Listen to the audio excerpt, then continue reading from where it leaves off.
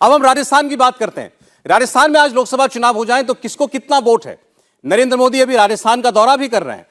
राजस्थान की तस्वीर बिल्कुल एक तरफा दिखाई दे रही है। 49% वोट, 49% वोट बीजेपी को मिल सकता है, 40% वोट कांग्रेस पार्टी को जा सकता है और 11% वोट अन्य को मिल सकता है। ये 25 सीटों के लिए, जो राजस्थान की 25 सीटें हैं, उसका सर्वे का नतीजा आप देख रहे हैं। 49% वोट बीजेपी को हासिल हो सकता है और 40% कांग्रेस पार्टी को। याद कीजिएगा 2014 और 2019 वो स्वीप यहां बीजेपी का था। 25 की 25 सीटें एनडीए के पास हैं इस वक्त भी, इसमें 24 अपनी भाजपा की हैं और एक उनके सहयोगी की है।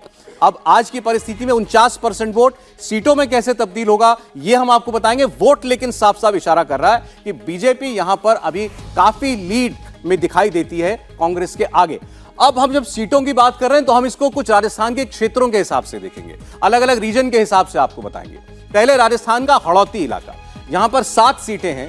हड़ौती क्षेत्र में राजस्थान के इन 7 सीटों में से 6 भारतीय जनता पार्टी जीत सकती है और 1 कांग्रेस पार्टी जीत सकती है। तो कांग्रेस का खाता खुल रहा है, ये बात तो सर्वे में साफ दिखाई दे रही है कि राजस्थान में 1 सीट अभी तक साफ है कि 1 सीट कांग्रेस पार्टी बीजेपी या एनडीए से छीनती हुई दिखाई दे रही है। तो इसको आप प्लस मानिए कांग्रेस पार्टी के लिए। जब आप ओवरऑल बात करते हैं तो 1 सीट भी छीनना राजस्थान जैसे प्रदेश में बीजेपी से बड़ी बात थी।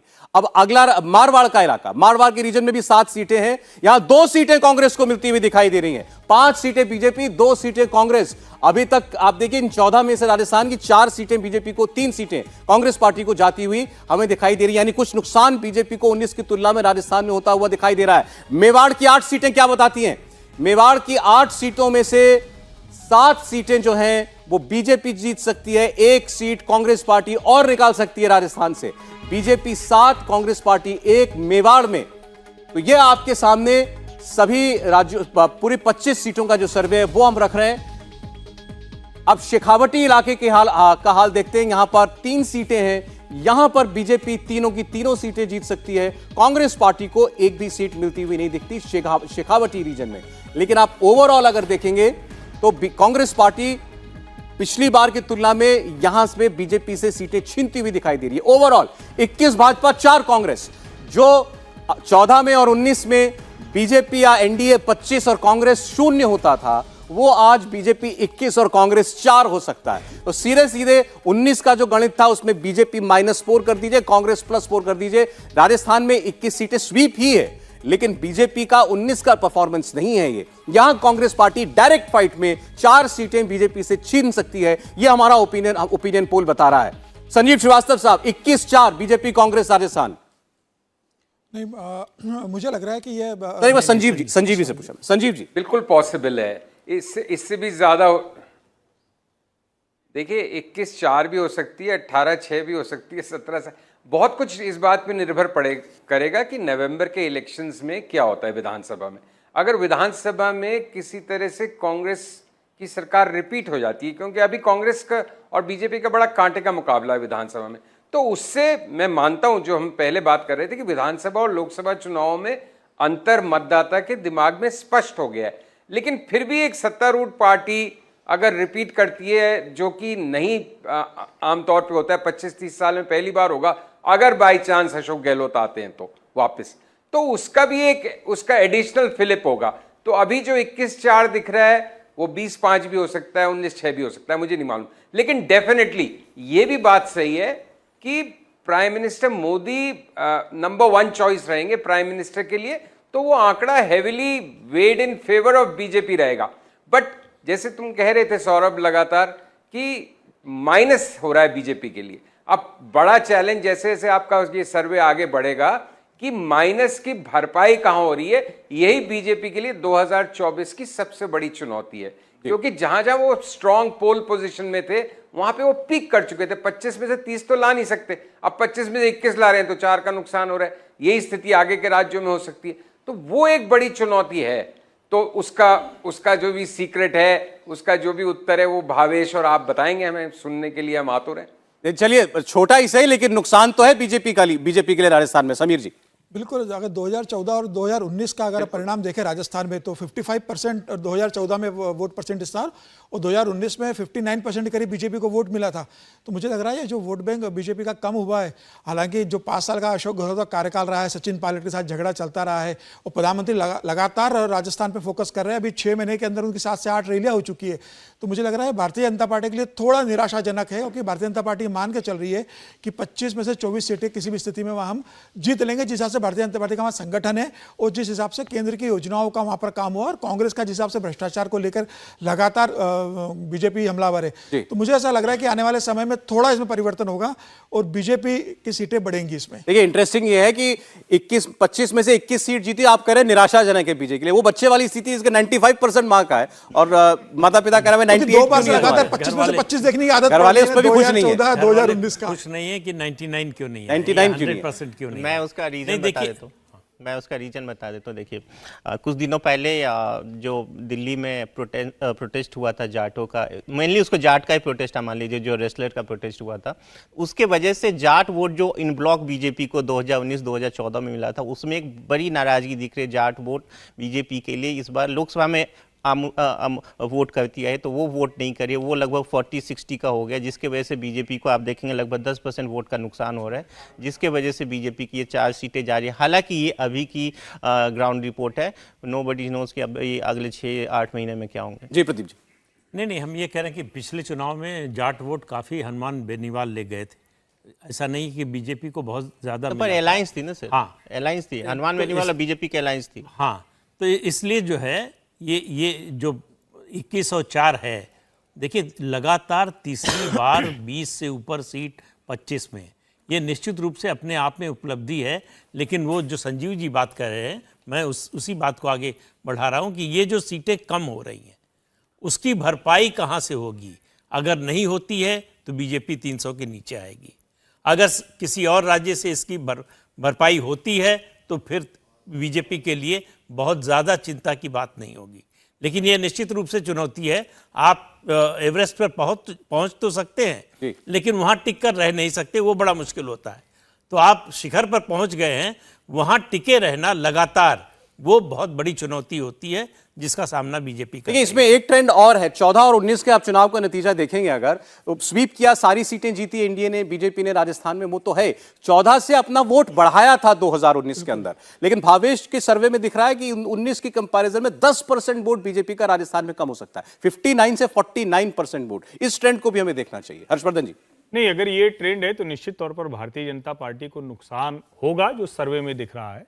लेकिन एक चीज थोड़ा सा इसमें मुझे नहीं समझ में आ रही, भावेश जो उसका जवाब देंगे तब मैं आगे इस पर टिप्पणी करूंगा। जो 11% अदर्स हैं, क्योंकि वहां पर राजस्थान में कोई ऐसी और फोर्स है नहीं, अगर कोई फोर्स बनने की कोशिश कर रही तो पहुंच नहीं पाई। तो 59 से जब 49 हुआ और 40 अगर इंडिया अलायंस है, तो ये 11% किसको जा रहा है? क्योंकि वो सबसे महत्वपूर्ण होगा कि 25 में से कितनी कम होंगी या वो सीटें वहीं रह जाएंगी। मैं बता देता हूँ। देखिए, कई बार क्या होता है, जो अभी के फिलहाल में कई लोग कहते हैं कि अभी चलो बहुत अर्ली है, बाद में बताएंगे, तो उसमें 2-3% ऐसे वोट होते हैं लगभग हर एक स्टेट में, जिसको अदर्स में काउंट करते हैं, non committal vote. Yes, non committal, जिनका अभी डिसाइड नहीं होता है, तो उनको हम लोग ये मान के चलते कि वो अदर्स में उनको, हालांकि आप देखिए फर्स्ट पार्टी और सेकंड पार्टी के बीच में कितना बड़ा गैप है, तो वो एक बड़ा फैक्टर होता है। दूसरा जो आपने कहा कि और कौन सी पार्टी, देखिए जो हनुमान बेनीवाल की जो सीट है, उस वहाँ पे उनको एक अच्छा खासा वोट में, हालांकि वो सीट नहीं निकाल गए, पिछली बार जो सीट है वो कांग्रेस मतलब कोई और जीत रही है, लेकिन जो वो पार्टी है, उसके बाद बीएसपी भी है वहाँ पे, उसके बाद वहाँ पे आप देखेंगे पिछली बार असेंबली में देखेंगे 16 इंडिपेंडेंट कैंडिडेट जीते थे वहाँ पे। भारतीय ट्राइबल पार्टी भी है। यस, तो वहाँ पे छोटी छोटी पार्टियां जिसका अपना वोट बैंक है, वो अरविंद केजरीवाल की पार्टी आपने शामिल की है कि नहीं की है? केजरीवाल साहब की पार्टी शामिल की है कि नहीं की है? मेरे ख्याल से अभी केजरीवाल जी जब अनाउंस करेंगे कि मैं वहां चुनाव लड़ रहा हूं, उसके बाद ही फैक्ट फाइंडिंग हो सकता है। ठीक है, मैं ये इसीलिए पूछ रहा था, जब चुनाव एनडीए बनाम इंडिया अलायंस होगा तो यकीन मानिए कि और ज्यादा शार्प पोलराइजेशन होगा। इतनी ज्यादा गुंजाइश नहीं रहने वाली है कि 10 से 11% वोट कहीं चले जाएं। बसपा के 6 के 6 विधायक कांग्रेस पार्टी में शामिल हो चुके थे, उसी में से एक हैं भाई साहब जो आजकल रोते हुए बताते हैं, लाल डायरी वाले राजेंद्र गुढ़ा।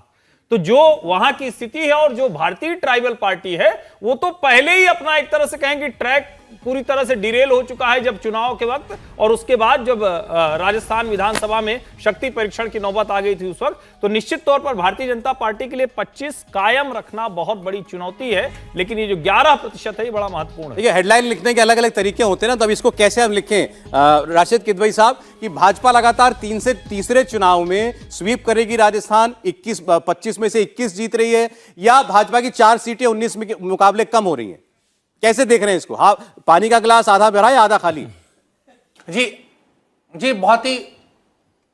जी देखिए, बहुत ही रोचक तथ्य या ट्रेंड जो हमारे इस सर्वे में आया है, क्योंकि देखिए 14 में एक पूरे देश में एक बदलाव की लहर थी।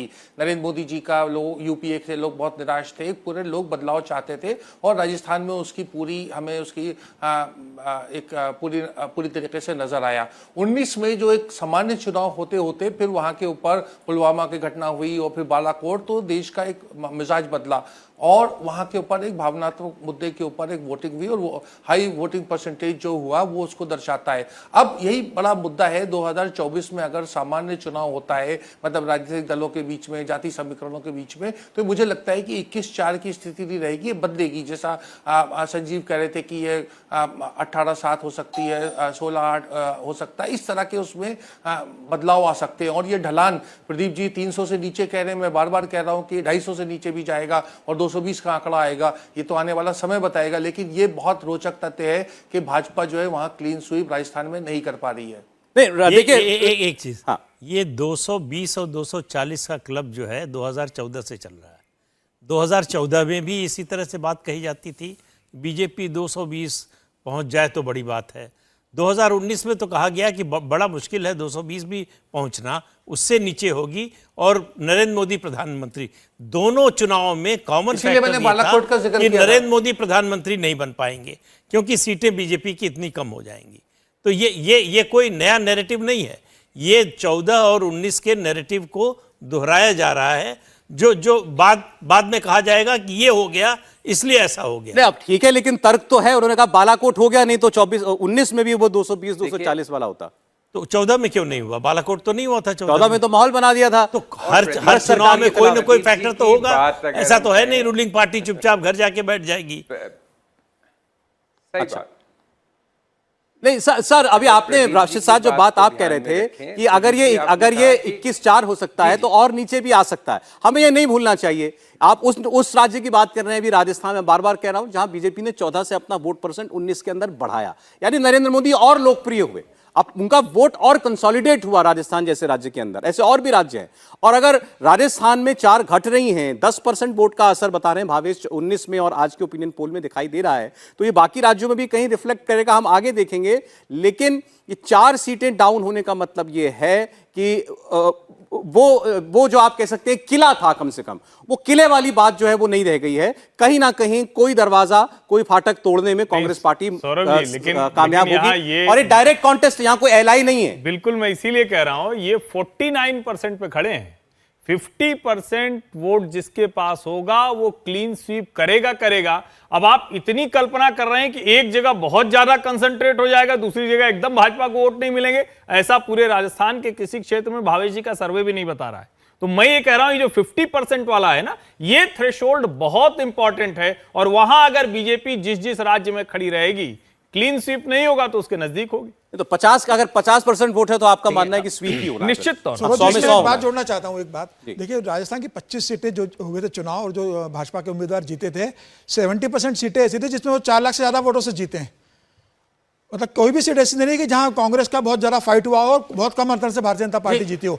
बहुत लंबा स्वीप भारतीय जनता पार्टी ने सभी सीटों पर लिया था। तो वो स्वीप को कवर करना और फिर 4 सीटें जीतना, मुझे लग रहा है आने वाले समय में वो चेंज होगा, और इतना पॉसिबल नहीं है अभी भी। मुझे लग रहा है जिस हिसाब से राजस्थान की जो ग्राउंड रियलिटी है, बहुत हुआ तो कांग्रेस 1 या 2 सीटें जीत पाएगी, जहां तक मुझे ऐसा लग रहा है आज की तारीख। जी राशिद साहब बोलिए।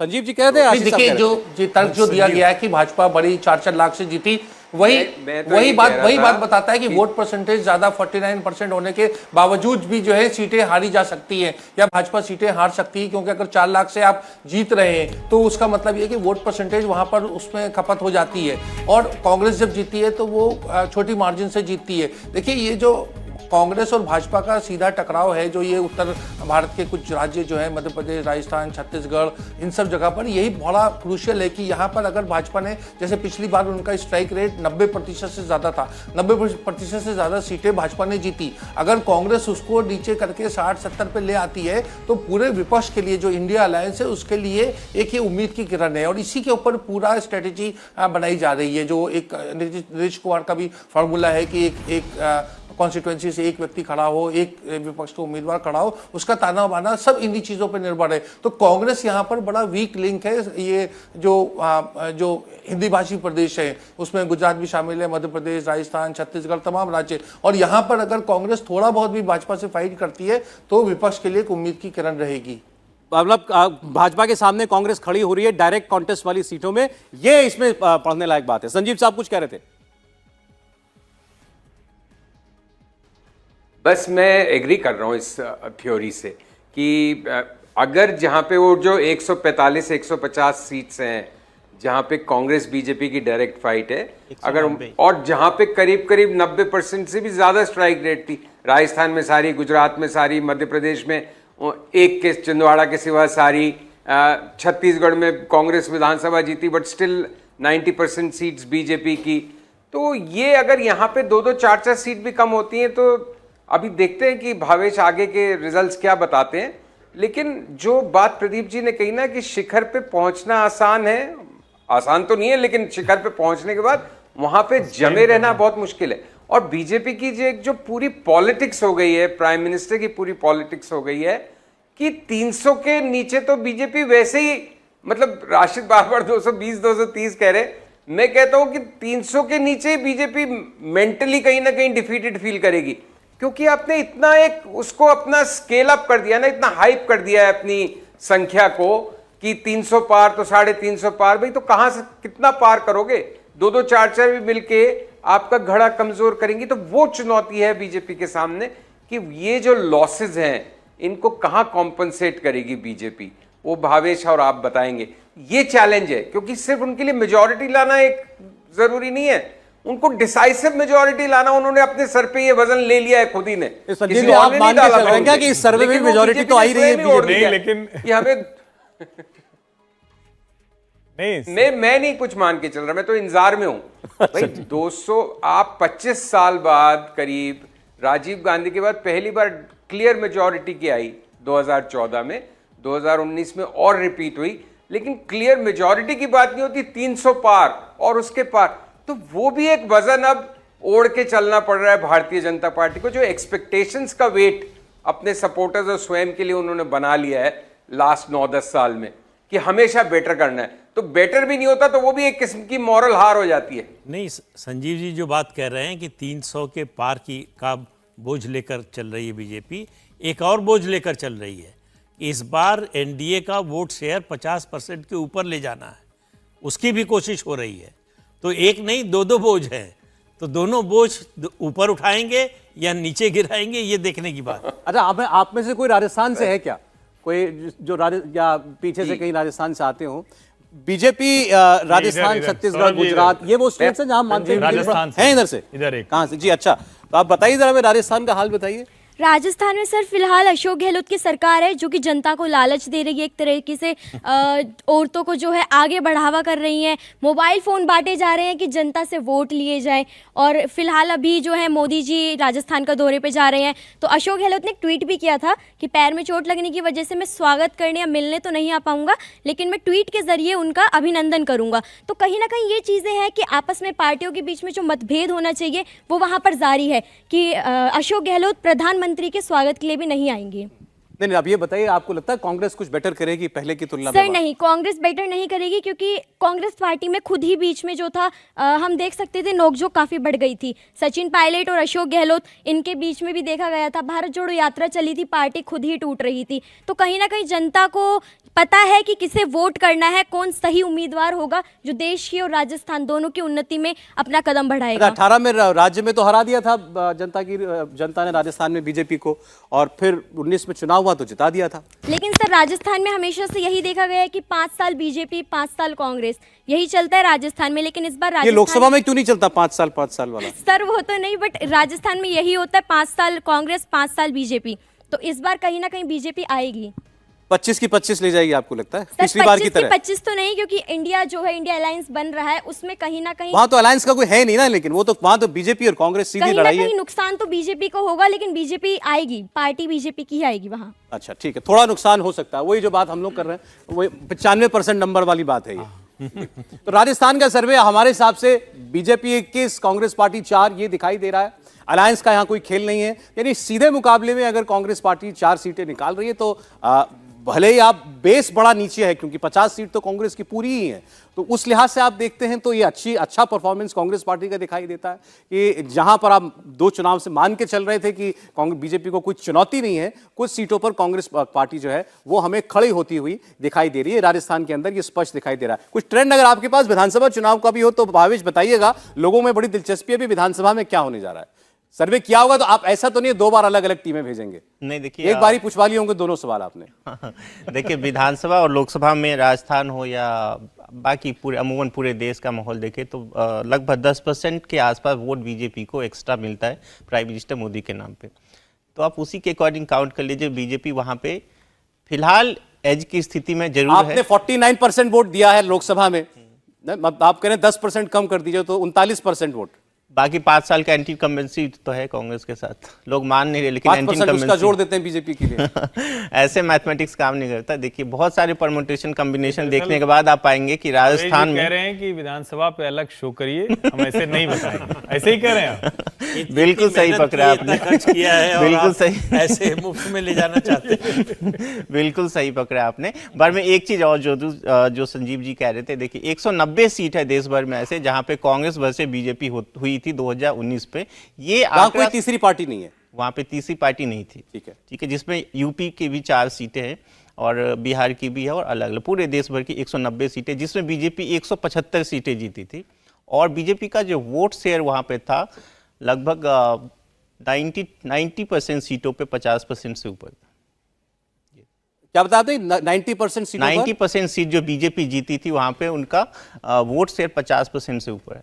अच्छा, इन 190 में से 190 में बीजेपी कांग्रेस की डायरेक्ट फाइट, 175 से 175 बीजेपी जीती, और इनमें से 90% सीटों पर 50% से ज्यादा वोट। तो ये इतना गैप है बीजेपी और कांग्रेस के बीच में। तो वही चीजें देखना है कि कांग्रेस इस गैप को कैसे पाटेगी। वो हो सकता है, देखिए अभी लोकसभा इलेक्शन में काफी समय, हो सकता है सिनेरियो बदल जाए। राजस्थान में देखिए अभी पहले मैं एक चीज क्लियर कर दूं ताकि लोग कंफ्यूजन ना हो। देखिए सीट का जो कन्वर्जन होता है वोट का, बहुत सारे फैक्टर्स को ध्यान में रखते हुए हम लोग करते हैं, जिसमें किसी पर्टिकुलर सीट का पिछले 3 चुनाव का क्या इतिहास है वो सब ध्यान में रखते हुए। तो 4 सीटें जो दिख रही है उसमें बहुत सारे फैक्टर को ध्यान में रखते हुए किया गया है। हालांकि 2 पार्टियों के बीच में बहुत ज्यादा गैप है यहाँ राजस्थान में, बीजेपी वर्सेस कांग्रेस के बीच में, लेकिन ये 4 सीटें दिख रही है वो एक एंटी इनकमेंसी जो बीजेपी के 24 एमपी है उसके खिलाफ को रिफ्लेक्ट भी करते, वो भी करते हैं। अभी देखिए समीर जी ने जो बात कही, आपने अभी डेटा से उसको बताया कि वो क्यों सही है, कि मार्जिन बहुत ज्यादा है। 50% से जीती बीजेपी, 4 लाख प्लस वाली मार्जिन वाली सीटें इनमें बहुत सारी हैं। उन्होंने इनका कहना यह था कि पहले आप वो मार्जिन कवर करें फिर उसके ऊपर वोट लाएं। ये इतना बड़ा फासला आ जाएगा 5 साल में, ये नहीं लगता कि कांग्रेस पार्टी कोई सीट निकाल पाए, उनका तर्क था। बिल्कुल सही। आप देखिए ना कि बीजेपी और कांग्रेस वर्सेस बीजेपी इसीलिए तो चाहती है, आप देखिए प्रधानमंत्री का या बीजेपी के सभी नेताओं का आप देखिए इतना बड़ा अलायंस विपक्षी पार्टी ने बनाया, लेकिन बीजेपी के टारगेट पे अभी भी कांग्रेस ही है। बीजेपी चाहती है कि ये पूरे चुनाव बीजेपी वर्सेस कांग्रेस ही रहे, उसमें कोई और क्षेत्रीय पार्टी ना रहे, क्योंकि बीजेपी के लिए एक कंफर्टेबल सिचुएशन है कि वो यदि कम से कम वो 190 सीटें जहां पे कांग्रेस के साथ था बीजेपी का फाइट हो, तो वो उस स्थिति में अपने आप को एक एज अपने लिए मान के चलते। देश की आवाज जारी है इस वक्त का सबसे बड़ा ओपिनियन पोल, पूरे देश का ओपिनियन पोल, देश की 543 सीटों का पोल क्या बता रहा है। आज लोकसभा चुनाव होते हैं तो कौन होगा देश का प्रधानमंत्री।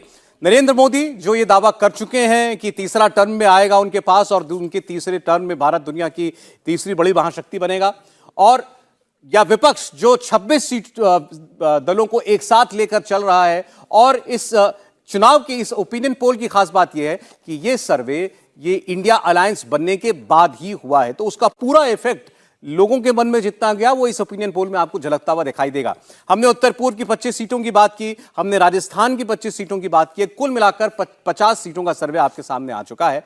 राजस्थान में आपने देखा 14 और 19 में 25 की 25 सीटें जीतने वाला एनडीए इस बार 21 सीटें जीत सकता है। बीजेपी 21 सीटें निकाल सकती है राजस्थान में, 4 सीटें कांग्रेस पार्टी जीत सकती है, जो पिछले 2 चुनाव में उसे नसीब नहीं हुई थी। अब हम बात करेंगे छत्तीसगढ़ और मध्य प्रदेश की। ये भी वो राज्य हैं जो बीजेपी ने स्वीप किए थे।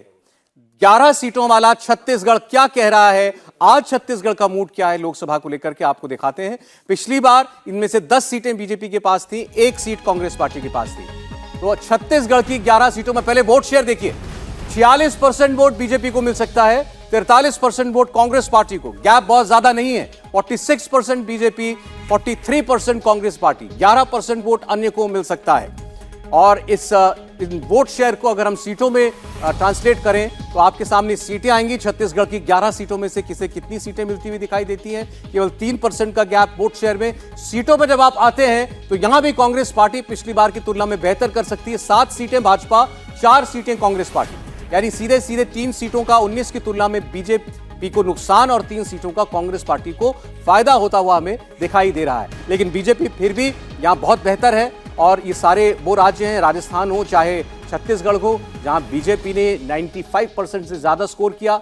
और आप देख रहे हैं 7 सीटें बीजेपी अब भी यहां जीत सकती है, कांग्रेस पार्टी 4 सीटें जीतती हुई हमें दिखाई दे रही है। लेकिन राजस्थान की तरह कुछ भरपाई ऐसा लगता है कि पिछले नतीजों की तुलना में कांग्रेस पार्टी ने की है। चंद एक सीटें कांग्रेस पार्टी बीजेपी से छीनती हुई दिखाई दे रही है।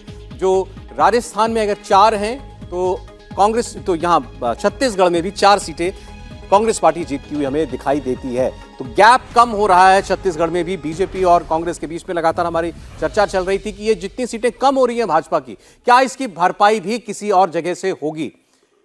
4 सीटें राजस्थान से और 3 सीटें यहां 19 के कंपैरिजन में देखें तो छत्तीसगढ़ में कम होती हुई दिखाई दे रही हैं। प्रदीप जी, ये 100% स्ट्राइक रेट वाले राज्य थे, यहां बीजेपी लग रहा है कि कुछ ग्राउंड दे रही है कांग्रेस पार्टी।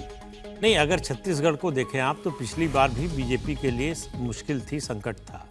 इसीलिए बीजेपी ने, संकट इसलिए था कि जो उसके सांसद थे उनकी एंटी इनकम्बेंसी बहुत ज़्यादा थी, तो बीजेपी ने अपने सारे सांसदों के टिकट काट दिए थे। तो उसके बाद जो है 11 में 10 सीटें जीती थी। इस बार क्या होगा, अब ये जो गैप कम हुआ है ये एंटी इनकम्बेंसी सांसदों की है या राष्ट्रीय पार्टी से नाराज़गी है, इसका पता जब तक नहीं लगता तब तक अगर सांसदों से है तो टिकट काट कर उसकी भरपाई हो सकती है, अगर राष्ट्रीय पार्टी से है तो उसकी भरपाई बड़ी मुश्किल है। हालांकि समय है अभी 7-8 महीने का, लेकिन निश्चित रूप से बीजेपी के लिए वो स्थिति नहीं है जो 2019 में थी। बीजेपी को आप बढ़त दिखा रहे हैं लेकिन 2019 से कम। भावेश, देखिए यहाँ पे 3 फैक्टर है जो बीजेपी के लिए नुकसानदायक है, जो पिछली बार 9 सीटें बीजेपी जीती थी। एक फैक्टर जो है बीजेपी के लिए वहाँ पे लोकल लीडरशिप का थोड़ा सा क्राइसिस हो गया। पिछली बार 2019 में आप देखेंगे तो उसके आसपास रमन सिंह एक एक्सेप्टेबल फेस हुआ करते थे।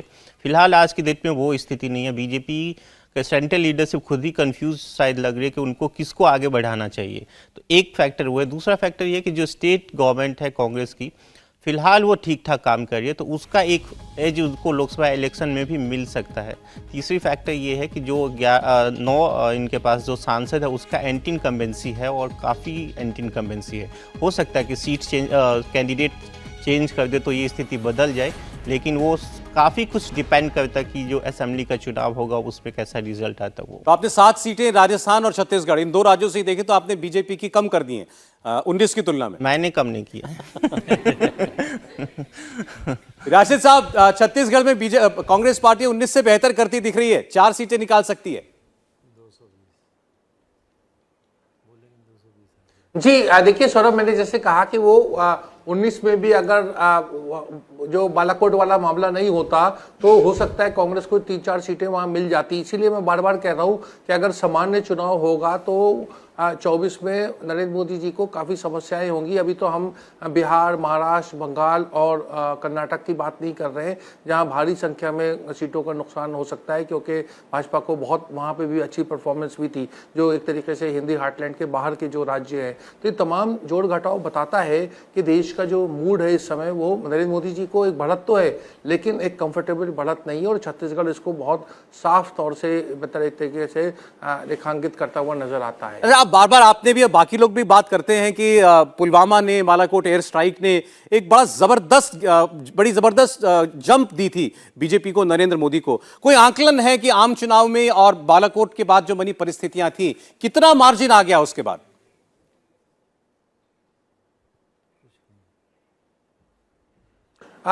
सौरभ देखिए, उसका कहना बड़ा मुश्किल है, शायद भावेश उसका जवाब दे सके। मुझे लगता है 40-50 सीटों का फर्क पड़ा था।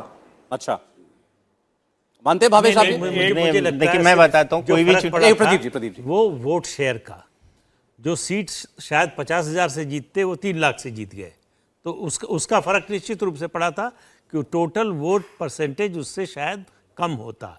लेकिन बालाकोट ना होता तो बीजेपी के 303 ना आती, ये मानने का कोई तार्किक आधार नहीं है। ये केवल एक ओपिनियन हो सकती है कि ऐसा होता तो ऐसा होता। और ये क्यों मानकर चल रहे हैं राशिद साहब कि इस बार कोई बालाकोट नहीं होगा? नहीं, अरे आप कह रहे हैं बालाकोट दोबारा होगा? नहीं, उस तरह का कुछ भी हो सकता है, उससे बड़ा भी हो सकता है, उससे बड़ा भी हो सकता है। अभी राजनाथ सिंह ने कहा कि हमने कारगिल के टाइम एलओसी पार नहीं की थी, लेकिन याद रखें हम तब भी पार कर सकते थे, आज भी कर सकते हैं, और जरूरत पड़ेगी तो कल भी करेंगे। और इतना ही बहुत होता है नहीं, उन्होंने ये बात फिर दोबारा रिपीट भी की। उन्होंने कहा कोई नहीं समझाओ तो मैं दोबारा इस बात को कह देता हूं। तो ये बड़ी चर्चा है देश के अंदर कि क्या 2024 के चुनाव से पहले कोई ऐसी परिस्थिति बन सकती है कि एक बार फिर हम कोई तनाव होता सीमा पर देखें। हर्षवर्धन जी, नहीं, एक तो ये कहना कि बालाकोट ने एज दे दिया था। नहीं, मैं इसको बिल्कुल नहीं मानता हूं। और ये कहते हुए उस साजिशी सिद्धांत के साथ हम लोग जाते हैं कि पुलवामा कोई ऐसी साजिश थी जो चुनाव के लिए हुई। मुझे लगता है एक पत्रकार के तौर पर, एक भारतीय नागरिक के तौर पर इसको स्वीकार करना मेरे जैसे व्यक्ति के लिए तो बहुत मुश्किल है कि देश की सेना और उसका, जिसको हम कहें कि कोई उसका सैक्रिफाइस करेगा, ये मैं बिल्कुल नहीं मानता हूं। ये बहुत ही खराब कॉन्स्पिरेसी थ्योरी। जहां तक रही कि भारत क्या पाकिस्तान या पीओके या कहीं कोई आतंकवादी ठिकाना है उस पर हमला कर सकता है, अब एक्चुअली मैं भी इस पे कैविएट दे दूं, क्योंकि अभी ये चर्चा हुई। हम लोग जब बात करते हैं तो पुलवामा, बालाकोट में कई बार अंतर नहीं करते हैं, और मैंने भी जो यहां भी कहा, हमने जो बात की उसमें भी कोई गलत संदेश नहीं जाना चाहिए, तो उसको क्लैरिफाई कर देना चाहिए। ये चर्चा कि पाकिस्तान में घुसकर कोई कार्रवाई हो सकती है, ये प्रेमाइस नहीं है कि क्या हमारे यहां कोई दोबारा ऐसी कोई आघात हमको पहुंचेगा जिसका जवाब हम देंगे, वो बात नहीं होगी। जवाब है कि क्या कोई कार्रवाई पीओके में या आतंकवादियों के लॉन्च पैड्स पर कोई ऐसी कार्रवाई क्या भारत इनिशिएट कर सकता है? ये बात जो पहले लगता था कि असंभव है, 26/11 के बाद हमने कुछ नहीं किया। सेना तैयार थी, जो ओबामा ने अपनी किताब में लिखा है कि भारतीय सेना तैयार थी, एक्शन करने के लिए सरकार एक समय तैयार थी, लेकिन कांग्रेस में ये राय बनी कि अगर ऐसा एक्शन हमने लिया तो इसका फायदा चुनाव में बीजेपी को मिल जाएगा, इसलिए कोई एक्शन नहीं लिया। बालाकोट करके हमने बताया कि हम सीमा पार कर सकते हैं, वो जो वर्जना थी उसको तोड़ दिया। तो बात करें तो पुलवामा नहीं बालाकोट कहना चाहिए। बिल्कुल। और दूसरा मैं ये कह रहा हूं, पहली बात तो ये कि पाकिस्तान को भी पता है वो ऐसी हरकत करने से बचेगा। दूसरा मैं कह रहा हूं कि जब हम लोग ये बात करते हैं तो मुझे लगता है कम से कम जो हिस्टोरिकल डेटा है उसकी बात तो जरूर करनी चाहिए। उत्तर प्रदेश सबसे मजबूत राज्य, 2014 में 71+2 73 सीटें, 71 भारतीय जनता पार्टी की, 2 अपना दल अनुप्रिया पटेल वाली। 19 में क्या होता है? 19 में 62+2 62 भारतीय जनता पार्टी और 2 अनुप्रिया पटेल वाली। इसका मतलब यह हुआ कि जो भी देश में इक्वेशन था वो पॉलिटिकल इक्वेशन के लिहाज से चेंज हुआ। उसमें बालाकोट, अगर बालाकोट होता तो 80 में 80 2019 में क्यों नहीं जीते? तब कहेंगे कि सपा और बसपा का गठजोड़ हो गया। मुझे लगता है कि पॉलिटिकल नैरेटिव अपनी जगह है, सिक्योरिटी का मसला अपनी जगह है, और यह हर कोई जानता है कि देश की सुरक्षा को लेकर राष्ट्रीय जो विमर्श होता है उसको लेकर नरेंद्र मोदी और भारतीय जनता पार्टी के पक्ष में बात बनती है। कोई ऐसी मुश्किल होगी तो उसका जवाब हमारी सेना देगी। जी संजीव जी, नहीं ये आपने जो अभी दो बातों का कम तुलना किया, ये इंटरेस्टिंग है। बालाकोट हुआ तो यूपी में 14 से कम सीट आई बीजेपी को, तो फिर तो सीटें बढ़ जानी चाहिए थी। मतलब अलायंस को जहां काम करना था वहां अलायंस 9 किया, सीटें कम हो गई, 9 सीटें कम हो गई, लेकिन इसका मतलब अलायंस चला, जितना भी असर अलायंस का होना था वो हुआ। बालाकोट की एयर स्ट्राइक उसको ओवरराइड नहीं कर पाई। संजीव श्रीवास्तव साहब,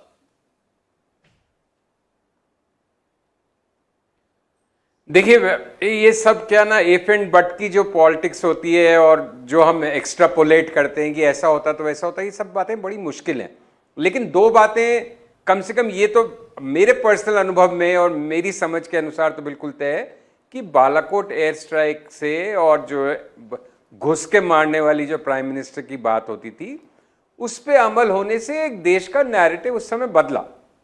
अब वो जैसे प्रदीप जी कह रहे हैं कि जो 3 लाख से जीते वो 50,000 से शायद जीतने वाले तो थे ही, लेकिन मेरा दूसरा तर्क उसमें ये है कि जब कोई चीज चढ़ती है तो उसके चढ़ने की कोई सीमा नहीं होती और जब गिरती है तो गिरने की कोई सीमा नहीं होती बाय एंड लार्ज। तो वो अब वो बालाकोट की वजह से हुआ कि वो वैसे भी जीत रहे थे, ये तो एक एंडलेस बहस है, तो वो तो हो चुका। अब मुद्दा तो ये है कि जो बार बार राशिद कहते हैं कि सामान्य चुनाव हुए, मतलब उनका कहना है अगर कोई बहुत नाटकीय बात नहीं हुई ऐसी तो बड़ा कठिन चुनाव होगा। मुझे भी लगता है ऐसा हो सकता है। और सामान्य बात क्या नहीं हुई, आप सौरभ आप स्वयं इशारा करे जा रहे थे, बार बार बोल रहे थे भाई ये देश में बड़ी चर्चा है कि क्या होगा 2024 से पहले ऐसी घटना, और उसमें कोई कॉन्स्पिरेसी नहीं है जैसे हर्षवर्धन जी कह रहे थे कि कोई पुलवामा बालाकोट की बात लेके कोई साजिश की तरफ इशारा है या कोई कॉन्स्पिरेसी की, नहीं। एक इवेंट हुआ, उस पर जो भारत सरकार का रिएक्शन रहा उसने देश को एक इमोशनल मुद्दा दिया, एक इमोटिव पिच दिया, राष्ट्रभक्ति की भावना ज्यादा भरी, उसका सियासी लाभ बीजेपी को मिला। अब इस बार अगर भारतीय सेना पीओके में घुस जाए और उसका कब्जा कर ले तो खत्म हो जाएगी ना ये सारी चर्चा। आप उनमें क्या बात करते रहेंगे, 330 की 330 हो जाएंगी। क्योंकि अगर कोई भावनात्मक मुद्दा आता है जिसमें पूरा देश एक डोर से बनता है तो फिर ये सारी गुणा भाग, छत्तीसगढ़ में इनकी परफॉर्मेंस बघेल की कैसी है, अशोक गहलोत क्या कर रहे हैं, कर्नाटक में जीत गई थे सिद्धरमैया सर, ये सब बातें धरी रह जाती है। देन इक्वेशन अलग होती है। अब आपने जो सौरभ स्पेसिफिक बात की कि क्यों बालाकोट और उसके बाद भी आपकी 73 से 64 क्यों है, 62+2 वहां पे कम क्यों हुआ, इसका भी उत्तर मेरे पास नहीं है। लेकिन अलायंस था, एसपी बीएसपी जैसे दो जबरदस्त जो रीजनल पावर्स हैं उत्तर प्रदेश के, उनके अलायंस के बावजूद योगी मोदी जी की टीम का इतना अच्छा परफॉर्मेंस यूपी में, अब हम उसको किसका श्रेय दें, कम हो गया या इतना जबरदस्त वो ले आए ऐसे फॉर्मिडेबल ऑपोजिशन के बावजूद, ये भी एक पास्ट को एक्सट्रापोलेट करने की बात है। अब देखते हैं इस बार क्या होता है। और इस बार सामान्य चुनाव होते हैं जैसे राशिद कह रहे हैं कि होंगे तो कठिन होगा, या फिर कोई ऐसा इवेंट होगा जो ये गणित बदलेगा। ये एक कौतूहल का मामला है और उसके लिए हम आप भावेश किसी को कुछ नहीं मालूम है। तो अरे अच्छा, क्योंकि राशिद साहब ने बार बार एक सामान्य असामान्य वाली बात उठी ना चुनाव की, है जो अनौपचारिक राशिद साहब देश में चल आपने रही कहा, है। मैं आपकी बात का मतलब निकाल रहा हूं कि मतलब 19 का चुनाव बालाकोट एयर स्ट्राइक की वजह से असामान्य परिस्थितियों का चुनाव था, 24 का चुनाव आप मानते हैं सामान्य चुनाव था, 14 का चुनाव सामान्य था। जी जी, जैसे राशिद साहब 14 का चुनाव बिल्कुल सामान्य था और बदलाव का था, जैसे 1977 का चुनाव था। देखिए, जो मेरे मित्र हैं हर्षवर्धन त्रिपाठी, मैं एक स्पष्टीकरण देना चाहूंगा, ये कोई इसमें कोई आदमी कोई और बाल की खाल नहीं निकाल रहा है या कोई कॉन्स्पिरेसी देख रहा है। देखिए, कारगिल का हुआ, घुसपैठिए आ गए थे पाकिस्तानी, हमने उनको एक युद्ध जीता, उसको अटल बिहारी वाजपेयी जी को राजनीतिक रूप से लाभ हुआ। इंदिरा जी की हत्या हो गई, इंदिरा जी की हत्या हुई, उसका राजनीतिक लाभ उस समय कांग्रेस पार्टी के हुआ। ये तो कोई सिरफुरा ही कहेगा कि कोई इंदिरा जी की हत्या के पीछे भी कोई 71 में बांग्लादेश बना तो लैंडस्लाइड हो गया। इतना बड़ा देश है, इतनी सारी घटनाक्रम होता है। नहीं, बांग्लादेश का तो उससे पहले चुनाव हो चुका था। तो बांग्लादेश का युद्ध बाद में हुआ। देखिए, तथ्यों को हम रख रहे हैं। मेरा कहने का तात्पर्य सिर्फ ये है कि भावनात्मक मुद्दे पे एक वोटिंग पैटर्न जो है वो थोड़ा बदल जाता है। और ये जैसे मैंने 1984 की घटना का जिक्र किया, 1999 के चुनाव का जिक्र किया, इस तरह के चुनाव में भी हो चुका है। ये कोई 2019 का कोई ना कोई अपवाद था और ना कोई उसमें हमें कोई उस पर रहस्य ढूंढना चाहिए या कोई कॉन्स्पिरेसी एंगल हो। ये एक चीज जरूर मुझे एक भारतीय होने के नाते एक डिस्टर्ब करती है सौरभ, जिसका मैं जरूर उल्लेख करना चाहूंगा कि जो बात पीओके हमारा है तो उसको कब्जा करने के लिए हम चुनाव का इंतजार क्यों कर रहे हैं? ये राजनीति से प्रेरित बयान क्यों दिए जाते हैं? अगर पीओके को हम ले सकते हैं अपनी तरफ मिला, वो हमारे देश का हिस्सा है, तो आज और अभी क्यों नहीं, क्यों हम 24 की बात कर रहे हैं? तो ये सारी की सारी चीजें इसको राजनीतिक चश्मे से नहीं देखनी चाहिए। ये तो एक हमारा हक है, वो हमें मिलना चाहिए। ये कहना कि इसका इमोशनल असर होता है, उससे डायनेमिक्स बदल जाती है चुनाव की। हम कारगिल जीते, उसके बाद चुनाव हुआ, तुरंत चुनाव हुआ, और उसका नतीजा क्या हुआ? बीजेपी की सिर्फ एक सीट बढ़ी थी, 181 से 182 हुई, उससे ज़्यादा कोई फायदा नहीं हुआ। अगर उस कारगिल युद्ध के कारण एक सीट मिली तो आप अंदाज़ा लगा लीजिए कितना इम्पैक्ट था। और कारगिल युद्ध के बाद उत्तर प्रदेश विधानसभा का चुनाव हुआ, बीजेपी नंबर 1 से नंबर 3 हो गई। तो ये कहना कि जो है इस तरह के एक्शन का फायदा होता है, ये मतलब अनुमान तो कोई कुछ भी लगा सकता है, लेकिन जो घटना हो चुकी है उसकी अगर तुलना करें आप, हम सब ये सारी बातें क्यों कर रहे हैं प्रदीप जी अभी हुई, इसको थोड़ा सा और पर्सपेक्टिव में रखने के लिए कि अगर 19 के चुनाव की बात हो रही है, बालाकोट एयर स्ट्राइक ना होती, हमने घुसकर पाकिस्तान को जवाब ना दिया होता, तो बीजेपी कांग्रेस में इतना गैप ना दिखाई देता हमें। हम ये बात कर रहे हैं ना कि कांग्रेस देखिए 4 सीट छत्तीसगढ़ में, 4 सीट हमको राजस्थान में लेती हुई दिख रही है, जो सुपड़ा साफ हुआ वो ना होता। नहीं, मुझे लगता है सौरभ जी, देखिए हम लोग राजनेताओं को उनके काम का आकलन करना बंद कर देते हैं। हम ये कह रहे हैं कि एक घटनाक्रम हुआ, इस देश के हर नेता का पूरा जो भी उसका आधार था, जो भी उसकी अपील थी, वो खत्म हो गई। क्या कोई अपील थी क्या कांग्रेस की किसी नेता की? कोई है? कोई इस पूरे पैनल में कोई कह सकता है कि 2019 में कांग्रेस का कोई नेता है जिसकी वो अपील थी? और अगर वो अपील नहीं थी तो आप किस बूते पर ये उम्मीद कर रहे थे कि नरेंद्र मोदी को हटा देंगे? कोई आधार होना चाहिए ना। ठीक है, बालाकोट या कोई भी कभी होगा, देश की कोई भी सरकार रहेगी, सेना दूसरे देश को अगर कोई जिसको कहते हैं कि हिमाकत करेगा तो उसका जवाब देगी। नेशनल नैरेटिव हमेशा सरकार के साथ होगा, लेकिन ये कहना कि उसकी वजह से सरकार बन गई, मुझे लगता है बहुत ज्यादा। वो ये तो कह नहीं रहे कि 150 सीट आती है भाजपा की, उन्होंने भी कहा 300 नहीं आती, शायद 220 आती। अब देखिए ये वाला आंकड़ा तो इसके लिए तो मतलब कोई बहुत जो आजकल चल रहा है ना ज्ञानवापी सर्वे के लिए, क्या है, पेंट्रेटिव ग्राउंड पेंट्रेटिव रडार टेक्निक, तो वो नीचे तक जाकर वो कैमरा खींच लाता है। तो वही वाली टेक्निक लगानी पड़ेगी, कितनी सीटें कम होती कितनी ज्यादा। सामान्य असामान्य चुनाव का बदलाव समझ चुके हैं। आज की नॉर्मल कोई ऐसा मुद्दा ना आ जाए, ऐसा कोई बड़ा इवेंट ना हो जाए जो देश को बिल्कुल एक सिरे से बांध दे, एक सूत्र में बांध दे, जैसा बालाकोट एयर स्ट्राइक था। तब उस आधार पर उनका आंकलन यह है कि कांग्रेस पार्टी को बेहतर करना चाहिए, जहां डायरेक्ट कॉन्टेस्ट है बीजेपी के साथ। बिल्कुल, मैं अभी छत्तीसगढ़ का डाटा देख रहा हूँ। देखिए, कांग्रेस को 4 सीटें दिखा रहे थे। जब छत्तीसगढ़ बना था 2000 में, उसके बाद सबसे बेहतर प्रदर्शन कांग्रेस का ये माना जा सकता है। लेकिन दो एक इंटरेस्टिंग चीज़ें भी है छत्तीसगढ़ को लेके। देखिए 2019, 2014 और 2019 के जो चुनाव हुए थे छत्तीसगढ़ में, दोनों ने, भारतीय जनता पार्टी ने और कांग्रेस ने, दोनों ने अपना वोट बैंक डबल कर लिया था। भारतीय जनता पार्टी ने 25 से बढ़ा के 50 किया था और कांग्रेस ने 20 से बढ़ा के 40 किया था। तो दोनों का वोट बैंक डबल हुआ था। लेकिन छत्तीसगढ़ में एक और फैक्टर है, लास्ट टाइम अजीत जोगी बसपा के साथ मिलकर चुनाव लड़े थे और बसपा का वहां से 2 से 3% का वोट बैंक है। अजीत जोगी का भी वहां जमीन पे असर था। अब अजीत जोगी वहां पर नहीं है।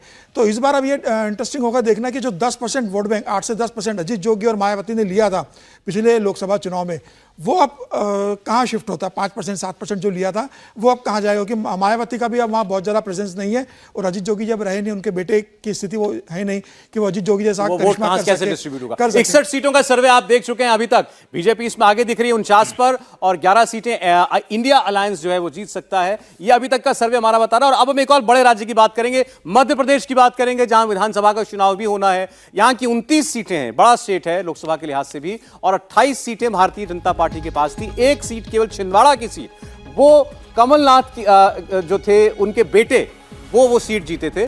और देखिए वोट शेयर आपके सामने, आज चुनाव होता है अगर लोकसभा का, मध्य प्रदेश में 51% वोट बीजेपी को मिलता है, कांग्रेस पार्टी को 39% वोट, 12% वोट शेयर का गैप यहां पर है। और 50% की लड़ाई लड़ने वाली जो बात भाजपा कहती है, या प्राइम मिनिस्टर जो दावा कर रहे हैं कि हम 50% से ज्यादा वोट लेकर के इस बार आए देश की सत्ता में, वो आप देख रहे हैं इस वक्त 51% वोट ओवरऑल स्टेट में मिल सकता है। अब सीटों की बात हम करेंगे तो बघेलखंड जो क्षेत्र है मध्य प्रदेश का, वहां की 8 सीटें हैं। वहां पर देखिए क्या हमें दिखता है, 6 सीटें भाजपा को जा सकती हैं, 2 सीटें कांग्रेस पार्टी जीत सकती है। तो पहले ही क्षेत्र में हमें दिख रहा है कि 19 की तुलना में जो ओवरऑल 29 सीटों में से 1 मिली थी कांग्रेस को, यहां पर एक क्षेत्र में 2 मिलती हुई दिखाई दे रही है। तो भाजपा 6 बघेलखंड में 2 कांग्रेस पार्टी।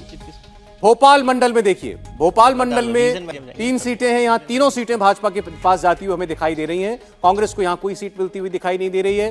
इसके अलावा चंबल क्षेत्र में देखते हैं, चंबल क्षेत्र में 3 सीटें भाजपा को, 1 सीट कांग्रेस पार्टी को जा सकती है, हमारा सर्वे ये बता रहा है। आपको फिर बता दूं, हम मध्य प्रदेश की 29 लोकसभा सीटों की बात कर रहे हैं। 51% वोट बीजेपी को मिल रहा है ओवरऑल स्टेट पे हमारे हिसाब से। सीटों में हम क्षेत्र वाइज बात कर रहे हैं। महाकौशल रीजन में 5 सीटें हैं, 4 सीटें भाजपा, 1 सीट कांग्रेस। तो दिख रहा है कि 2019 की तुलना में कांग्रेस पार्टी बेहतर कर रही है। मालवा रीजन 4 सीटें बीजेपी, कांग्रेस 0। तो मालवा रीजन पूरी तरीके से बीजेपी के साथ जाता हुआ दिखाई दे रहा है आज की परिस्थितियों में। लोकसभा में बार बार लोकसभा की हम बात कर रहे हैं। निमाड़ में 5 सीटें आती हैं लोकसभा की, यहां 4 सीटें भाजपा निकाल सकती है, 1 सीट कांग्रेस पार्टी जीत सकती है। तो ओवरऑल अगर आप देखें, मध्य प्रदेश की 29 सीटों में से 24 भाजपा और 5 कांग्रेस पार्टी के खाते में जाती हुई हमें दिखाई दे रही हैं। तो ये बीजेपी के लिए बहुत अच्छी परफॉर्मेंस मानी जाएगी। 29 में से 24 सीटें, हालांकि पिछली बार 28 थी, 4 सीट बीजेपी की 19 के मुकाबले कम हो सकती है, 4 सीट कांग्रेस पार्टी की बढ़ सकती हैं। एमपी पर हम वैसे भी रोज हम बात करते हैं। जी प्रदीप जी, हम ये कह रहे हैं कि 2 में से कोई एक आंकड़ा सही हो सकता है। 51% वोट अगर मिल रहा है बीजेपी को और गैप दोनों पार्टियों के बीच में 12% का है, तो दूसरी पार्टी को कैसे सीट मिल सकती है? और अगर सीट मिल रही है तो इतना वोट परसेंटेज में गैप नहीं होना चाहिए। 50% से ऊपर बीजेपी का वोट शेयर नहीं होना चाहिए। सर, इसीलिए दर्शकों के लिए हमने सारे जो रीजन्स है उसको अलग अलग में बांटे हैं। जो बघेलखंड रीजन है वहाँ पे बीजेपी थोड़ा सा, जो उनके काफ़ी ज़्यादा एंटी इनकमेंसी स्टेट गवर्नमेंट को लेकर भी है और जो जितने भी सांसद है उसको लेकर भी है। और चंबल रीजन है, यहाँ पे दोनों पे बीजेपी को थोड़ा बहुत प्रॉब्लम हो रही है। अब जहाँ पे वोट शेयर का बात है, देखिए वोट शेयर 51% जरूर है, लेकिन ये जो दोनों पर्टिकुलर रीजन है इसमें बीजेपी के लिए थोड़ी बहुत प्रॉब्लम हो रही है। इसीलिए हमने ये सारे रीजन वाइज बताए ताकि कहाँ से बीजेपी को नुकसान हो रहा है वो दिखा। किसी क्षेत्र में बीजेपी को बहुत ज्यादा वोट मिला है? बिल्कुल, जो भोपाल रीजन है उसमें बीजेपी क्लीन स्वीप कर रही है। आप दूसरे रीजन भी देखिए, जैसे कि मालवा है, ये सब सारी चीजें क्लीन स्वीप कर रही है।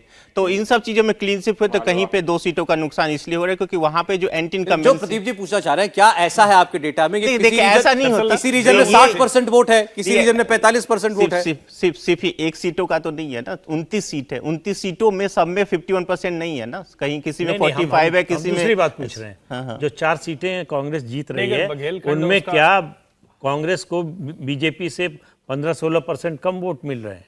देखिए, एक तो सीट आपका छिंदवाड़ा हो गया जहाँ पे उनके आपको पता है क्या, बाकी जो 2 सीट है जहाँ पे आपकी बातें सही है कि जो वोट शेयर का वो जो कम्बिनेशन है, देखिए हम 3-4 सीटें मैंने पहले ही क्लियर कर दिया कि जो सीट का कन्वर्जन जो होता है वोट शेयर, वो बहुत सारे फैक्टर को ध्यान में रखते किया जो 3-4 जो चुनाव होते हैं उसकी हिस्ट्री को भी ध्यान में रखते हुए किया जाता है। तो जो आपकी बात सही है कि वहाँ पे बीजेपी के लिए जो 2 पर्टिकुलर सीट है वहाँ पे बघेलखंड में वहाँ पे बीजेपी के लिए प्रॉब्लम है, वो नेक टू नेक फाइट है। लेकिन नेक टू नेक फाइट में भी चूंकि लगातार 3 बार से वो जो सीट में क्योंकि नहीं बता सकते क्योंकि सीट वाइज प्रिडिक्शन हम अभी नहीं कर रहे, तो जो नेक टू नेक फाइट है उसमें कांग्रेस के पास अभी एज है। बीजेपी 24, 5 कांग्रेस मध्य प्रदेश में। हर्षवर्धन जी, नहीं, मुझे लगता है कि मेरे मन में सवाल था वो प्रदीप जी ने पूछ लिया। लेकिन अब जैसे मैं बताता हूं, जैसे जबलपुर सीट है, राकेश सिंह वहां से 3-4 बार सांसद हैं। जनता वहां कह रही कि भाई सांसद जी से कुछ लेना देना नहीं है, नरेंद्र मोदी की सरकार बनानी। अब ये जो सेंटीमेंट है ये क्या इस सर्वे में पकड़ में आया है? और मैं फिर से कह रहा हूं 50% प्लस वोट अगर है, और बघेलखंड में आप कह रहे हैं कि वहां 2 सीटों पर समस्या है, छिंदवाड़ा जो खुद कमलनाथ की सीट है वहां भी कांग्रेस के लिए समस्या है, वहां भी कांग्रेस के लिए इस बार राह बहुत आसान नहीं होने वाली है। हर्षवर्धन जी, इसीलिए मैं कह रहा हूं कि अब समीकरण जो है वहां वो इतने आसान नहीं जितने आसान, क्योंकि एक परसेप्शन है कि विधानसभा में भारतीय जनता पार्टी लगातार रही है, इसलिए उसके खिलाफ है, कांग्रेस के पक्ष में।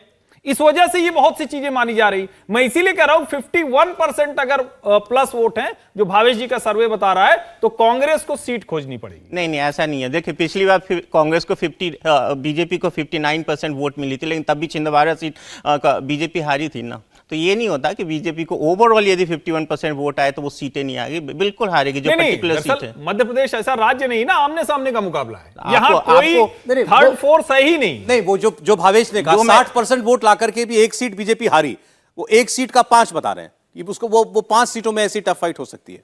देखिए 2017 के चुनाव का एकमात्र उदाहरण है देश में जब भारतीय जनता पार्टी को बहुत वोट मिले, जो गुजरात में अर्बन सीटें थी, 1-1 लाख 1.5 लाख के वोट के अंतर से जीते, तब 99 कांग्रेस पहुंची थी।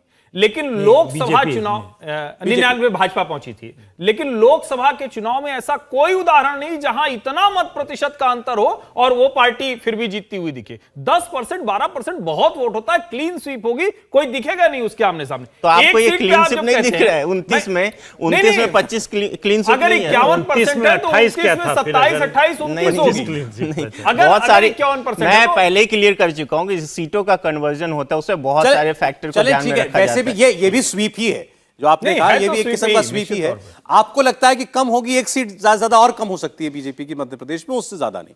जो 28 सीट पाई है 27 हो ठीक- सकती ठीक है, बात है, उससे ज्यादा नहीं। मध्य प्रदेश से तो राशिद साहब बैठे हैं हमारे साथ, माहौल बता देंगे वो।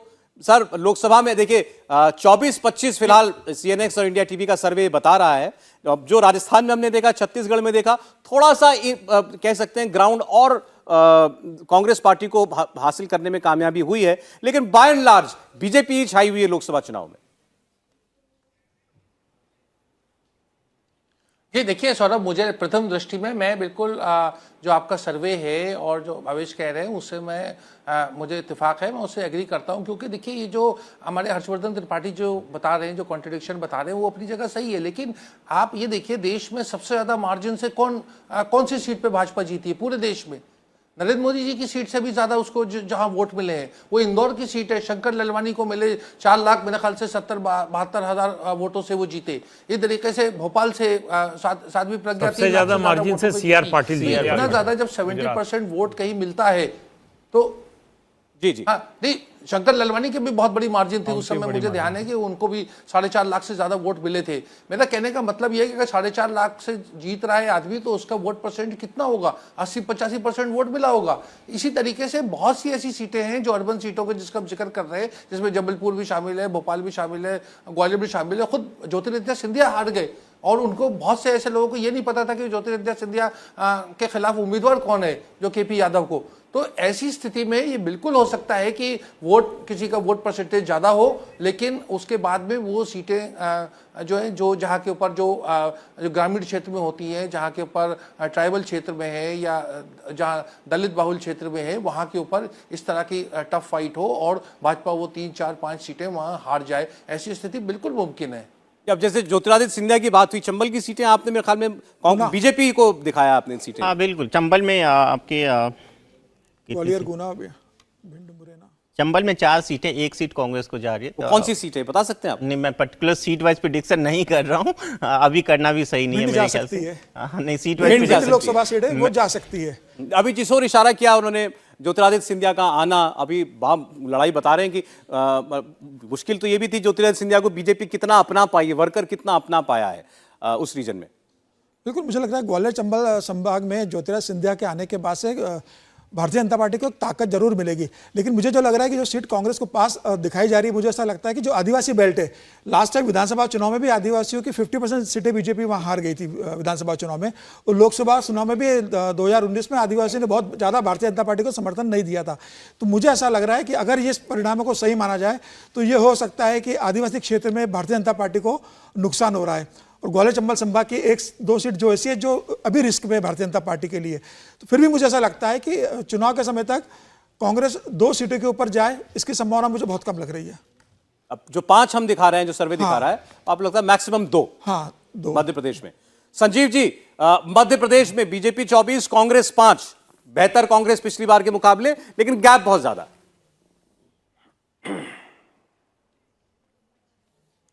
गैप बहुत ज़्यादा है। देखिए बात पूरे कुल मिला के तस्वीर जो आपने पिछले राजस्थान से शुरू हुई है और छत्तीसगढ़ और एमपी कि अभी भी डोमिनेंट पोल पोजीशन में बीजेपी है। प्राइम मिनिस्टर मोदी फेवरेट हैं सबके प्राइम मिनिस्टर बनाने के लिए वहाँ के मतदाता के, लेकिन अब थोड़ा बहुत भाई तीसरा चुनाव जो लगातार लड़ते हो, वही प्रदीप जी की बात कि शिखर पे बने रहना बड़ा मुश्किल है, तो थोड़ा बहुत तो फिसलोगे इधर उधर। अब उस पे हम इसको जब भी कोई ओपिनियन पोल डिस्कस करते हैं तो ये मान के डिस्कस करते हैं कि भाई जो सर्वे किया है ओपिनियन पोलस्टर ने उसको सही मानो, नहीं तो फिर तो हर जना ही अपना नुक्ताचीनी और अपनी अपनी माइंड लगाने लगेगा। तो सर्वेयर की बात को ठीक मांगते हुए जो एनालिसिस है वो ये है कि इन सब जगहों पे हालांकि अभी भी डिस्टिंक्शन के साथ बीजेपी पास हो रही है, लेकिन जो उसका एक 100% का ट्रैक रिकॉर्ड था वो हमें जमीन पे भी दिखता है, वो कहीं ना कहीं उसमें सेंग लगती हुई दिख रही है। तो वो 2-4 सीटें खिसक रही हैं। अब हर स्टेट में 2-4 सीटें खिसकते खिसकते वो बूंद बूंद से जो घड़ा भरता है, वो एक चैलेंज है बीजेपी के सामने 2024 के संदर्भ में। ये अब सवाल ये भी है कि क्या अभी हमने अगर ये उन 3 राज्यों का आपने जिक्र किया जिनका मध्य प्रदेश, राजस्थान, छत्तीसगढ़, जो बीजेपी ने स्वीप किया था, जहां बड़े बड़े मार्जिन से बीजेपी जीती थी, वहां थोड़ा बहुत लग रहा है कांग्रेस कमबैक कर रही है, लेकिन क्या ये काफी होगा?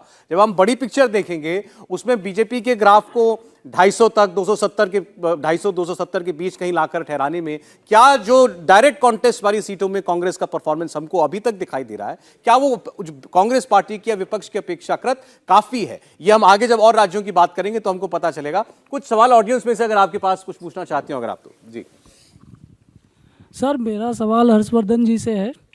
जैसे केंद्र में बीजेपी है और लोग उसको पसंद भी कर रहे हैं, लेकिन कुछ राज्यों में बीजेपी नहीं है, और जैसे कि अभी बात हुई थी 5-5 साल का रोटेशन चल रहा है जिन राज्यों में, क्या बीजेपी के पास में मोदी योगी के अलावा कोई और चेहरा नहीं है जो लोगों में विश्वास जमा सके और अगले 5 साल बाद भी बीजेपी की सरकार आ सके? नहीं, मुझे लगता है कि तो ये बताइए इस अगले 5 साल नहीं, अभी अगले साल किसकी आ रही है?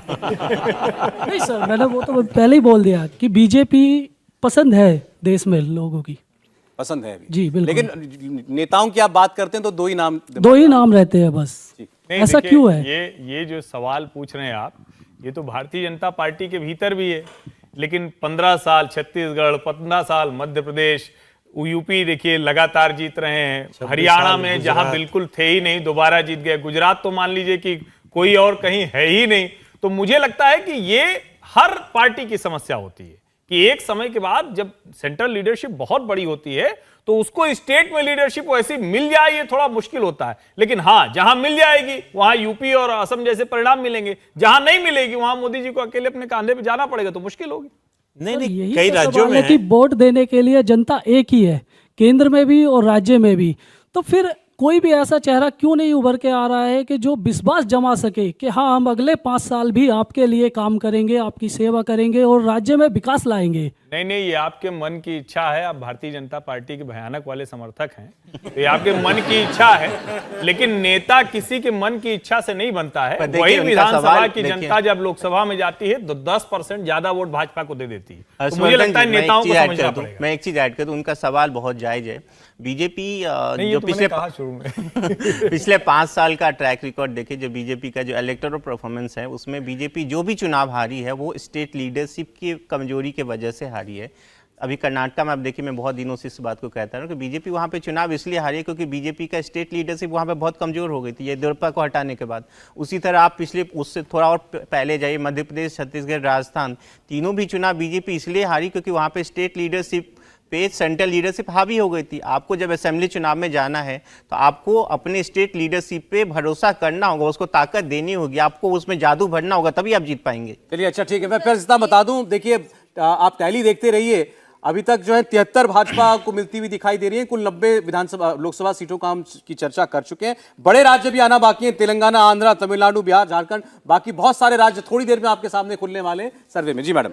सर, क्या हम ये कह सकते हैं कि अगर मोदी जी को छोड़ के किसी और का चेहरा सामने लाएं, क्योंकि जैसे कि अभी हमने डिस्कशन में ये देखा कि हर बार ये बात की गई है कि मोदी जी के नाम पे एटलीस्ट 10% वोट्स एक्स्ट्रा मिलते हैं, तो क्या ये सिनेरियो डिफरेंट हो सकता है? आप क्या चाहती हैं, बीजेपी मोदी जी के अलावा किसी और के नाम पे लड़े? मैं किसी पार्टी के अगेंस्ट नहीं हूँ, मैं न्यूट्रली बात कर रही हूँ।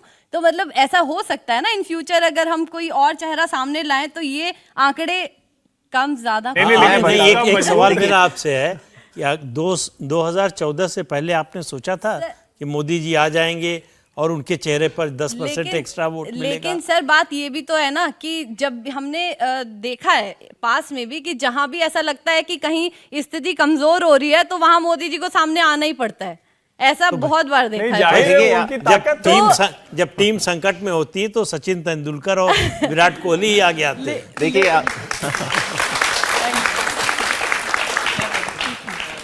बट सर अगर स्टेट की बात आती है तो मोदी जी और उनके सारे मंत्री पूरी पावर लगा देते हैं स्टेट को जिताने के लिए, लेकिन फिर भी वहाँ पर नतीजा अलग ही होता है। वहाँ पर नहीं, मोदी वो- फैक्टर वो क्यों नहीं आपकी- चलता? वो आपकी बात ठीक है, उसका जवाब भवेश जी ने दिया कि स्टेट लीडरशिप जब तक स्ट्रांग नहीं होगी, जैसे यूपी देखिए, में कोई भी है, चुनाव जीतने जैसे के लिए- महाराष्ट्र में है देवेंद्र फडणवीस है, जैसे असम में है हेमंत बिस्वा शर्मा है, इस तरह से अलग अलग राज्यों में नई लीडरशिप डेवलप करने की कोशिश हो रही है। एक ट्रांजिशन पीरियड है। अटल जी आडवाणी जी थे, उसके बाद अब नरेंद्र मोदी और अमित शाह आए। इसी तरह से राज्यों में परिवर्तन हो रहा है। तो ये लीडरशिप खड़ी होने में बहुत समय लगता है। वो ऐसा नहीं है कि आज किसी को भेज दिया और वो नेता हो जाएगा। तो वो जो है खट्टर जी तो बन सकते हैं ऐसे कि किसी को ऊपर से भेज दीजिए, लेकिन मास लीडर बनने में वो समय लगता है, वो लोगों का विश्वास जीतना पड़ता है। दो मेहमान हमारे पास बाहर भी हैं, कोई सवाल अगर आपके हों तो उनसे भी आप लोग कर सकते हैं जी। सर मेरा क्वेश्चन भावेश जी से है। भावेश जी, जैसा कि आप कह रहे हैं कि हम जो मैं पर्टिकुलरली सीट की बेसिस पे नहीं बता सकता हूँ कि नहीं, कौन बता सी नहीं पार्टी। सकता हूँ, मुझे बताने के लिए मना किया गया है। Okay sir. तो सर ये कैसे हम पता लगा सकते हैं इस हिसाब से कि बीजेपी 24 और कांग्रेस 5 सीट जीत रही है, जबकि आप ये बता ही नहीं सकते हैं? आपको इसके लिए exactly- थोड़ा दिन और वेट करना पड़ेगा, हम सीट वाइज भी करेंगे, कुछ दिन और वेट करेंगे। तो फिर इनको ये जवाब दे दीजिए कि फिर ये 24 और 5 पर आप कैसे पहुंचे, अगर इंडिविजुअल एक सीट एक कॉन्स्टिट्यूएंसी प्रेडिक्ट करना आपका सवाल बहुत जायज है। इसीलिए हमने सर्वे जब सौरभ जी ने प्रोसेस बताया था कि 730 विधानसभा हमने लिए पूरे देश में, उसमें हर जो 292 पार्लियामेंट्री कॉन्स्टिट्यूंसी जो लिया उसमें लगभग 2 से 3 असेंबली कॉन्स्टिट्यूंसी लिया है। अब उसको एवरेज निकालते हुए हमने उसको किया है। अब जहाँ की रीजन वाइज जो हमने इसीलिए बांटा है, जैसे मध्य प्रदेश में हमने रीजन वाइज बांटा है, जिस रीजन से बीजेपी को हमें लगा है कि उनके वोट शेयर कम हो रही है या वहाँ पर थोड़ी टफ फाइट है, तो वहाँ पे कांग्रेस की सीटें दिख रही है। और दूसरा जो सबसे बड़ा फैक्टर है कि हमारे देखिए जब भी हम कोई सर्वे करते हैं तो सबसे बड़ा फैक्टर हमारे लिए होता है कि उस स्टेट का सोशल इक्वेशन किधर वोट करिए। जो सोशल फैक्टर जो होता है वो इंपॉर्टेंट होता है। जैसा भी मैंने राजस्थान में बताया था कि जाट वोट जो है बीजेपी के लिए जो इन ब्लॉक वोट करती आई है 2014-2019 में, वो बीजेपी के लिए 60-40 का हो गया, मतलब सिर्फ 40% बीजेपी के पास जाट वोट आ रही है। इसलिए आप देखेंगे कि वहाँ पे बीजेपी को नुकसान हो रहा है। सेम सिचुएशन यहाँ पे मध्य प्रदेश में भी बीजेपी के लिए, जहाँ पे कुछ सोशल फैक्टर वो है जो बीजेपी को वोट नहीं कर रही। अभी फिलहाल आज की स्थिति है, हमें नहीं पता 2024 में क्या होगी। सर मेरा क्वेश्चन राशिद साहब से राशिद साहब से।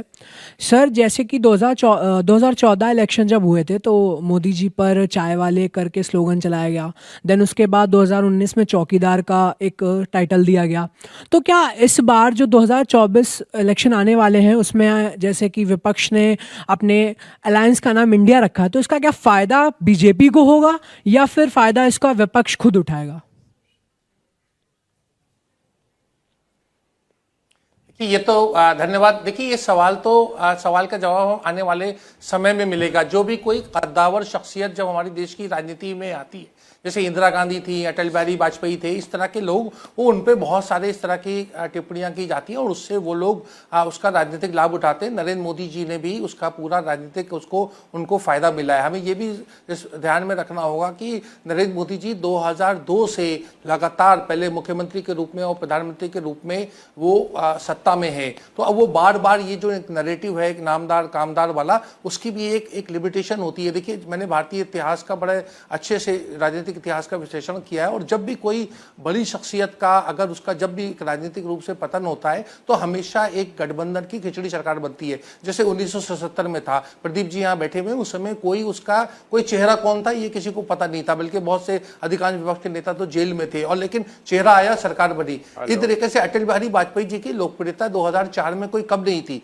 इंडिया शाइनिंग का कैंपेन चल रही थी, उसके बावजूद लोगों ने वोट दिया वाजपेयी जी की गवर्नमेंट के खिलाफ या उस गठबंधन के खिलाफ, और दूसरा गठबंधन आया। किसी ने स्मरण भी नहीं किया होगा कि डॉक्टर मनमोहन सिंह प्रधानमंत्री बनेंगे और 2009 का चुनाव जो था वो बड़ा महत्वपूर्ण था। उसी गठबंधन को ज्यादा सीटों के साथ में उसी मनमोहन सिंह, जिनको रिमोट कंट्रोल कहा जाता था, उनको दिया जाता था। तो अब जब भी भाजपा या एक नरेंद्र मोदी जी के नेतृत्व में जब भी भाजपा का राजनीतिक रूप से पतन होगा, तो ऐसा संभावना है कि एक कोलिशन गठबंधन की सरकार आएगी। वो 2024 में होगा या 29 में होगा या उसके बाद, ये हम नहीं कह सकते। लेकिन इसी की तैयारी के लिए अलायंस जो है, गठबंधन बनाया गया, जिसमें 26 पार्टियां शामिल है। और जैसे जैसे चुनाव करीब आएंगे, आप देखिएगा कि और उतर सर राशिद साहब, जो इन्होंने इंडिया अलायंस का जो नाम का भी जो सवाल उठाया, वो सवाल ये तो जो हम राजस्थान, मध्य प्रदेश, ये तो वो राज्य है जहां सीधी लड़ाई है बीजेपी और कांग्रेस के बीच में। यहां कोई एलाई तो है नहीं, लेकिन अलायंस जरूर है, नाम जरूर है। तो क्या वो अलायंस करने का जो माहौल बना है, इंडिया नाम रखने से जो माहौल बना है, उसका कुछ असर आपको वो डायरेक्ट कॉन्टेस्ट वाली सीटों में भी कांग्रेस के पक्ष में दिखाई दे रहा है क्या, या हो सकता है? जी बिल्कुल। देखिए, वो तो होता ना कि 1 और 1 11 वाली बात है, क्योंकि देखिए जो अलायंस बना है हमारे देश में, देखिए 2 तरह का, जो 272 का जादुई आंकड़ा है, उसको पाने के लिए विपक्ष को, एक तो कांग्रेस को जो है अपने आप को 100 के पार, 120 100 सीट, जो अभी बड़ा मुश्किल लगता है, बिल्कुल काल्पनिक लगता है, उसको उसकी तैयारी करनी होगी। दूसरा, जो गैर कांग्रेस जो विपक्ष है, जिसमें तृणमूल शामिल है, डीएमके शामिल है और राजनीतिक शामिल है, वो अगर 150 सीटें ले आते हैं अपने बलबूते पे, तो एक दोनों मिल करके जो है 272 के आंकड़े के पास या उसको छू सकते हैं। ये एक ऐसी पॉसिबिलिटी है। और उसी के लिए मुझे लगता है कि ये इंडिया जो ये अलायंस बना है, ये बहुत महत्वपूर्ण है। इंडिया का नाम तो हमारी चैनल का नाम भी इंडिया टीवी है, तो इंडिया तो सब में है और सब इंडिया के हैं। ये इसके मेरे ख्याल से इसको मुद्दा बनाना फजूल का है और इससे राजनीतिक नुकसान होगा। नवंबर में वर्ल्ड कप होने वाला है। आप कल्पना करिए, नरेंद्र मोदी स्टेडियम में भारत का मैच हो रहा है, लोग चिल्लाएंगे इंडिया इंडिया इंडिया। वो किसके लिए कह रहे हैं? वो तो भारत देश क्रिकेट टीम के लिए कह रहे हैं, लेकिन उससे इंडिया का जो गठबंधन है उसको भी फायदा होगा। नहीं सर, क्रिकेट मैच में लोग इंडिया इंडिया चिल्लाएंगे तो उससे अलायंस को फायदा तो नहीं होगा। देखिए, ये जो रशीद जी, माहौल की बात है, माहौल की मैं बात समझा बोला आप इंडिया नाम से वो कह रहे हैं कुछ फिक्स में डाल दिया है बीजेपी को, ऐसा लगता है। नहीं, माहौल बनेगा ना जब नरेंद्र मोदी स्टेडियम में इंडिया होगा, गुजरात में इंडिया होगा, तो किसके साथ जुड़ेगा? और जब हम कहते हैं कि किसी को फायदा कैसे मिलता है और कोई बड़ा नेता पराभव की ओर जाता है, ये एक काल्पनिक स्थिति है जो बार बार 2019 में भी आई थी, अभी भी आ रही है। लेकिन जो 77 की स्थिति थी, तानाशाह इंदिरा, उसके बाद में जनता पार्टी की सरकार, तो जरा ये कुछ चीजें सोचना चाहिए कि कहां से तुलना करें। आज की तारीख में नरेंद्र मोदी 2004 वाली स्थिति में नहीं है। ये कोई मिलीजुली सरकार नहीं है। इस सरकार ने अपना जो एजेंडा फिक्स किया वो कोई पीछे नहीं रखा। राम मंदिर कोई कॉमन मिनिमम प्रोग्राम की भेंट नहीं चढ़ गया, 370 कोई कॉमन मिनिमम प्रोग्राम की भेंट नहीं चढ़ गया, 3 तलाक कोई कॉमन मिनिमम प्रोग्राम की भेंट नहीं चढ़ गया। नरेंद्र मोदी जिस एजेंडे पर जनता ने उन्हें जिताया, 2014 से 19 में वो सब कर दिया। जो बचा था 2019 से 24 में कर दिया। 2024 के चुनाव में जाते हुए कह रहे हैं कि हमारा ये एजेंडा बचा है, हम करेंगे। और जब हम लोग टीवी पर ये बात कर रहे हैं कि भैया कांग्रेस को किसी तरह 100 120 कुछ तो मिल जाए, जो नौजवान है वो सोचेगा फ्रैक्चर्ड मैंडेट क्यों चाहिए भाई? हमें मजबूत देश है, डिसाइसिव लीडरशिप चाहिए, एक पक्का वाला मैंडेट चाहिए ना, तभी तो फिर वो जो बाइडेन कहेगा कंधे पे हाथ रख के कि मोदी जी, फिर बराक ओबामा फ्रेंड, या जो दुनिया के किसी हिस्से में जाते हैं। फर्क है जियोपॉलिटिकल वर्ल्ड ऑर्डर का, जिसमें नरेंद्र मोदी और जो एस्पायरिंग इंडिया है वो कनेक्ट करते हैं। ये बहुत बड़ा अंतर है। नहीं तो क्या जनता के मन में ये बात जा रही है कि हमको ये मिलीजुली सरकार नहीं चाहिए, चाहिए मजबूत सरकार ही चाहिए? मजबूत सरकार जब आप कहते हैं तो नरेंद्र मोदी मजबूत सरकार दे सकते हैं।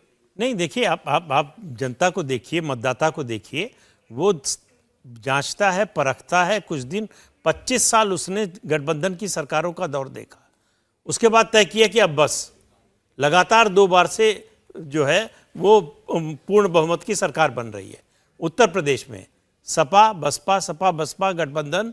उसके बाद तय किया कि नहीं, किसी को जो है पूरा बहुमत मिलना चाहिए। 2007 में मायावती को मिला, 2012 में अखिलेश यादव को, मुलायम सिंह को मिला, और उसके बाद 17 और 22 में भारतीय जनता पार्टी को मिला।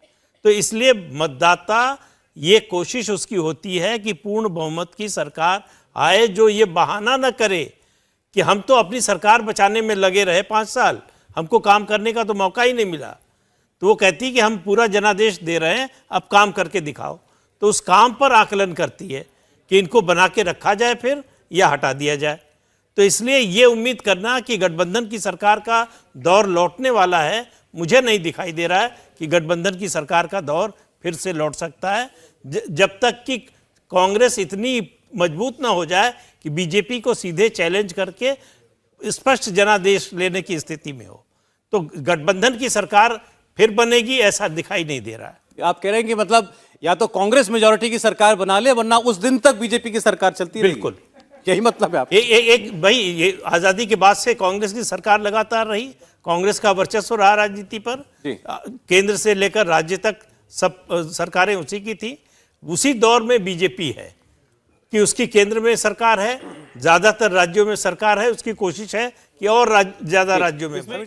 आपके सामने अब दक्षिण के कुछ राज्यों का ओपिनियन पोल आने जा रहा है। शुरुआत करते हैं तेलंगाना से। 2019 में बीजेपी ने 4 सीटें यहां पर जीतकर सबको चौंकाया।